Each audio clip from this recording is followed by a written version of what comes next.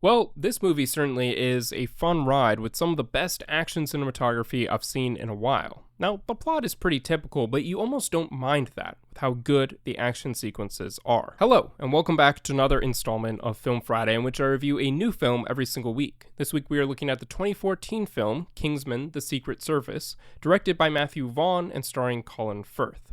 As always, this may contain some spoilers, so consider yourself warned.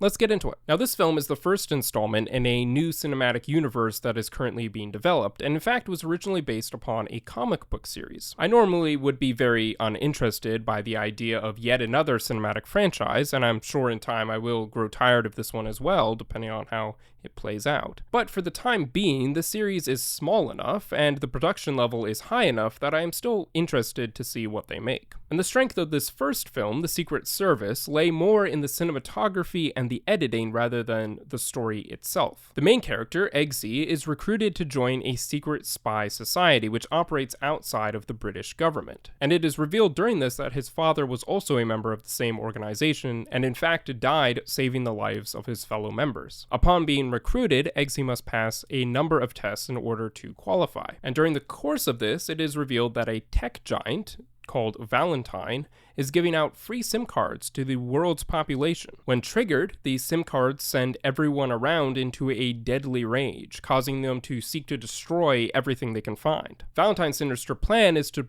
deploy these to most of the world's population in order to destroy most of the world's population and thereby avoid global warming. Now, that's not to say the story was terrible, but it certainly wasn't anything special. It was a pretty typical action-adventure spy movie with an evil corporation threatening to destroy the world who the heroes must take down. But the acting performances were quite decent, with Colin Firth and Michael Caine as the two main strengths. But what really kept the viewer watching, especially on a second viewing, were the action sequences. The camera work during these portions was quite creative and almost mesmerizing at times. Certainly the goal was not realism in these sequences, but you realize that about 15 minutes into the movie, and it doesn't pretend to be something that it's not. It's one of those movies where the whole thing is rather insane and fantastical when you really stop to think about it. You don't actually believe there's a secret organization called the Kingsman that operates inside Britain but outside the British government, but the way the story is told and the way that it is shot is captivating enough that you don't care. However, even so, there were some parts of this movie that went a little too far and were much too unrealistic. Like when the main character, who is a teenager, punches his way through a two-way mirror while fully submerged